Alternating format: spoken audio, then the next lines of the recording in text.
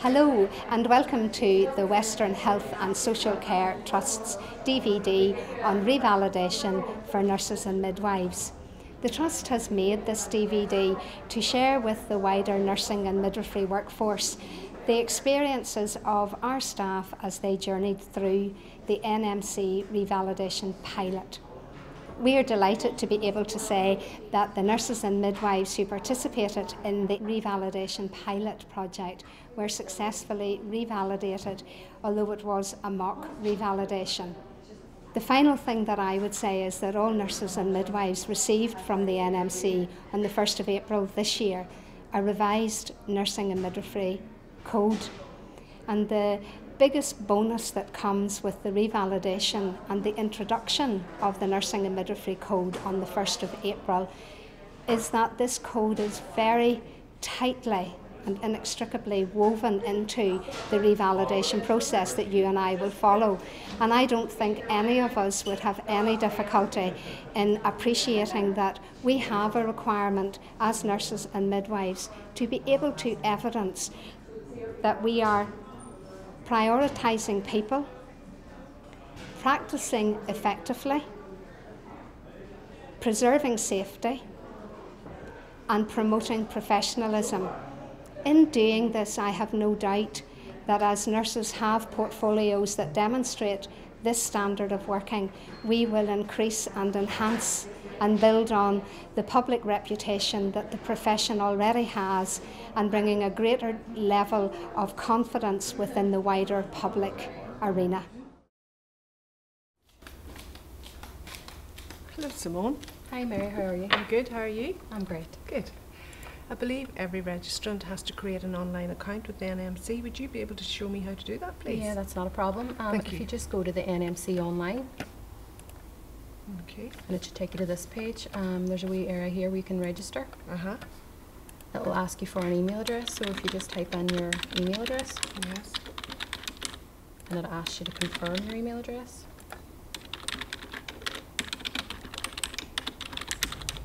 And just scroll down, accept the terms and conditions, okay, and then you can register. I won't proceed with this because I already have an account with the NMC. Yeah. But it's just as simple as that. It can take 15 minutes for the email to come through, okay, and then you just confirm the email and you have your account.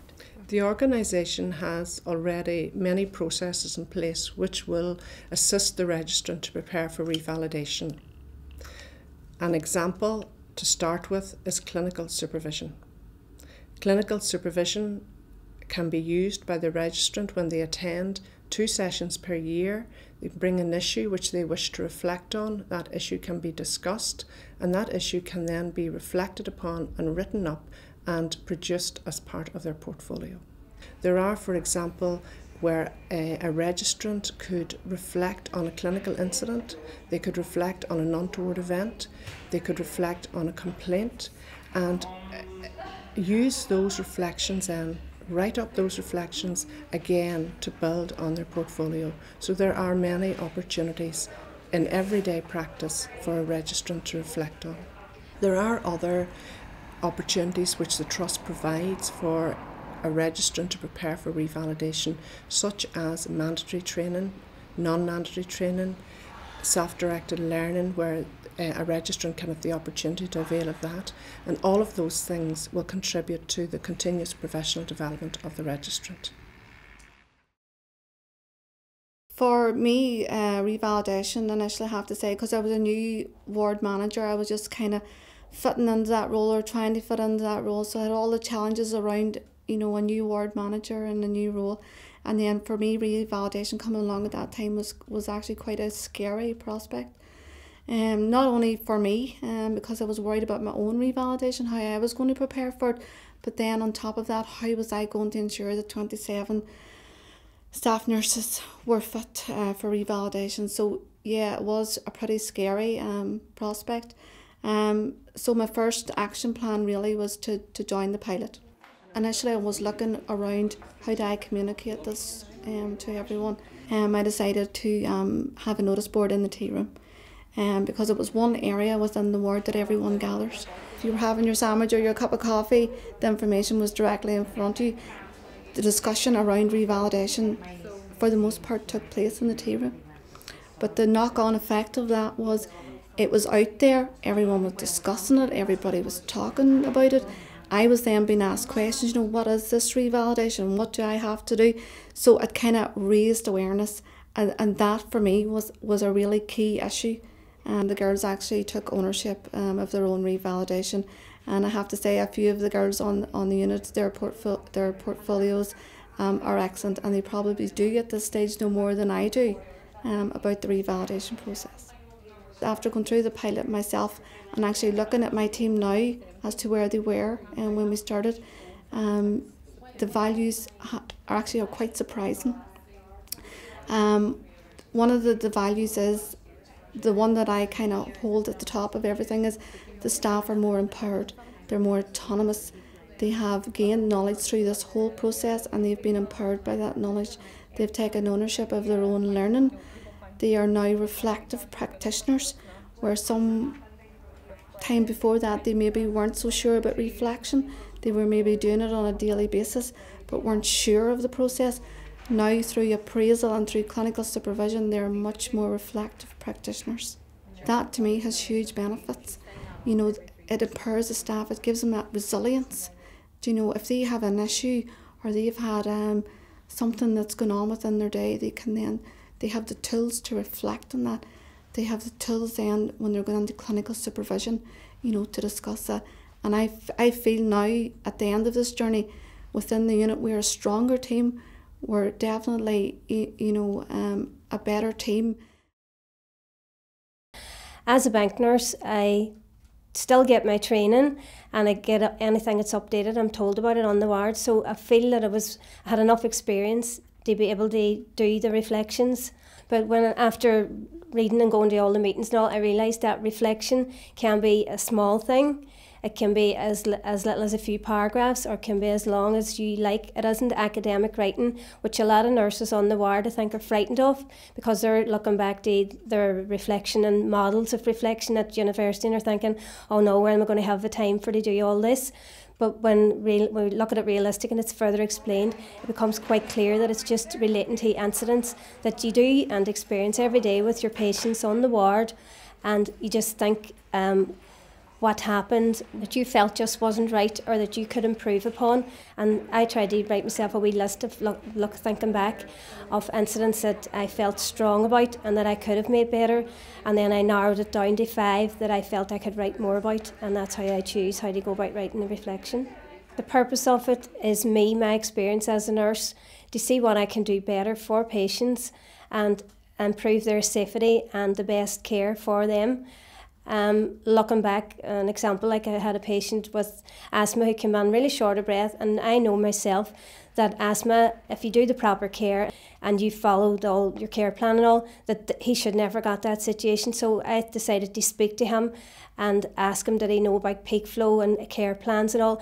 He didn't have a clue about them. So I felt patient education, I give him that, and I reflected on that because I felt that by me telling him that will help him in the future. And I feel that I'm a wee bit better in control of it because I've attended the pilot study. So I'm trying to help them, and because I've been through it, I'm explaining to them what I've learnt and pass it on to them. And I've showed them a couple of my reflections, and then when they seen that, they felt, oh, is that all it is? So they felt more able to do it. You can get feedback from a variety of different sources. It can be from the patients, it can be from other colleagues, service users, the parents, people in education that I work with, and it could be positive or negative feedback. So when I started to look at some of the things that I had coming into me, I discovered, there was lots of things that I could do for feedback. So I looked at things, doctors' letters, where they said, I'm referring this child to see the nurse, Rhonda Riley. She provides an excellent service. So that was another good piece of feedback. I was able to look at things like audit, where I had comments from parents on the service provided, and I was able to take comments from that were both positive and negative, and reflect on those and see if they were, see if anything we could do with that feedback then to make a difference in the service. One particular instance was a parent commented that the literature that I provided in the the clinic was a bit too childish for their child who was a teenager. So I was able to reflect on that, and as a result of that made a change to the literature provided, to provide literature for younger children and for adolescents. And then that all linked back in then to the NMC code, where I was providing a good service and providing and meeting the needs of the parents and the children.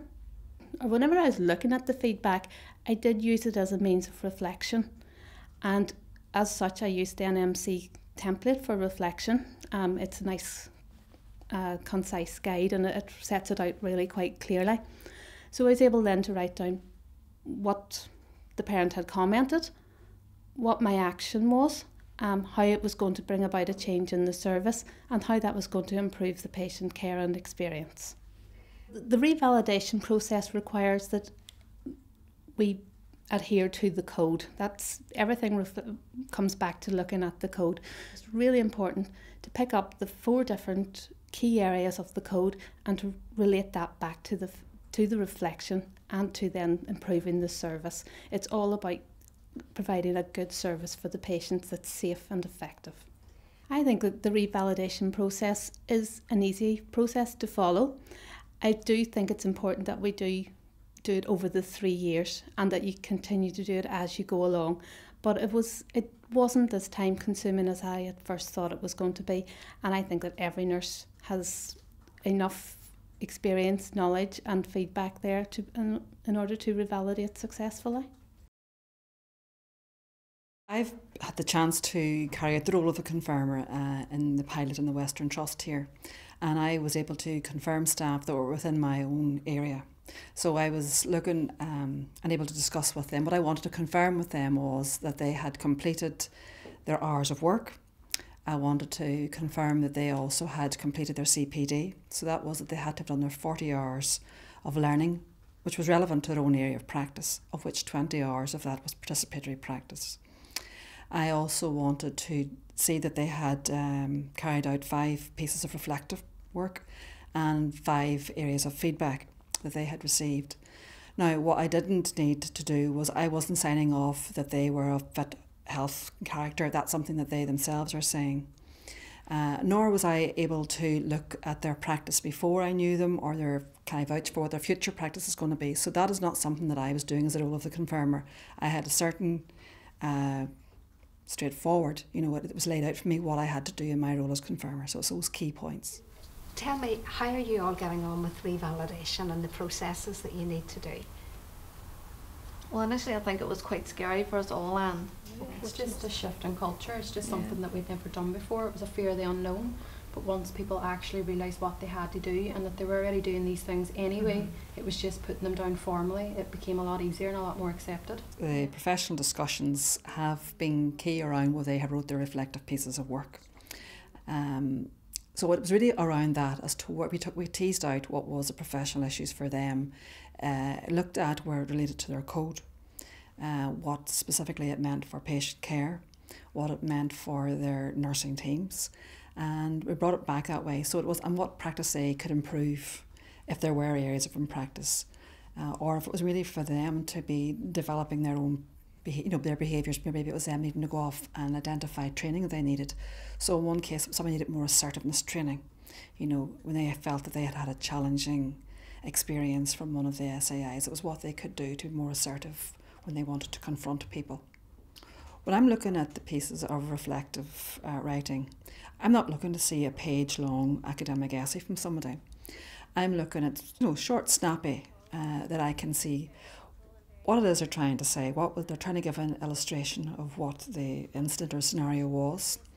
I'm looking to see that they are laying out the points, identifying it and linking it with their code, and that they are bringing into their own personal reflections as to how they have learned from it, what they can improve as a result of it, and where they can share that learning with colleagues.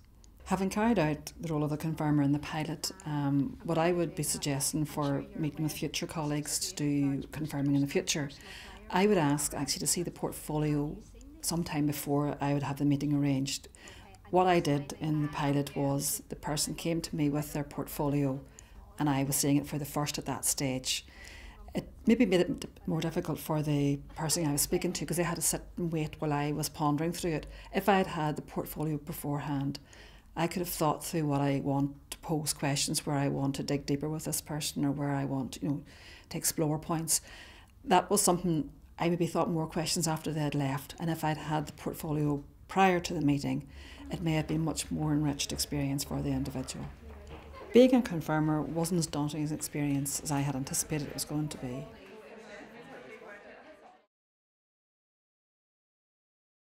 As a registrant myself, I was already fulfilling the requirements for PrEP. Revalidation is just really a remodelling of PrEP. There are some things that have changed and adapted on it. Previously we had to keep 35 hours of continuous professional development. We've gone up by 5 hours to 40 hours, but over a 3-year period that really isn't a big increase. We also have to document how many hours of practice that we have done, and there was a minimum requirement for PrEP. The minimum requirement now is 450 hours, but again, if you work that out over the 3 years, then it's not a big ask. The one thing that I will say that might be challenging is for those people that are dual registrants. Somebody that is maybe a midwife and also a registered nurse, and maybe have done the odd bank shift to keep their general training alive and well on the register. They will now have to demonstrate that they have 450 hours of both registrations. So they will have to have 450 hours of midwifery practice and 450 hours of nursing practice. The main thing that I will say is do not panic. It is not a paper exercise, it is what we are doing on a day-to-day basis, but bringing all that together in a portfolio. The key hints and tips that I would give having completed the pilot project are write your experiences down as soon as they happen, because experiences become blurred if you don't write them down. We're all busy, and you go home from a day's work and I'm sure you reflect back on what you did well and what could have done better, or what such and such said to you, or oh, that lady I wasn't happy with, and whatever else. Don't keep it all in your head. Write it down the minute that you can. The next tip that I would give is get yourself registered online with the NMC as soon as possible. We've had notification out that is now up and running. So even before the revalidation begins, if you can have that part of the process done, then you're going to save yourself a lot of time whenever it actually goes live. Don't leave everything to the last minute. You have 3 years to complete your portfolio. They want to see evidence that you have progressed over those 3 years and that your learning hasn't been in the last 6 months leading up to the registration or the revalidation date. But be smart. You're doing the things every day. You have your clinical supervision, you have your appraisal, you're continuously learning on the ward from incidents, from feedbacks, from reflections. So it's being smart and using what is already there. This is our way of demonstrating to the public that we are safe and effective practitioners, that we are learning on a day-to-day basis, and that the learning, just because we're a qualified nurse, the learning does not stop, that the learning continues on.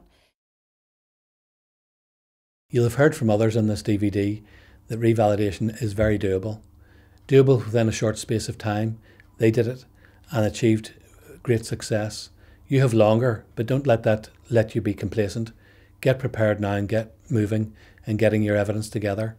Use your work friends and your colleagues and us as managers in the trust to support you. We're here to support everyone. And remember, at the end of the day, it's for the benefit of your patients and your patient care, and also for the benefit of your practice and your development as a practitioner. So good luck to you all.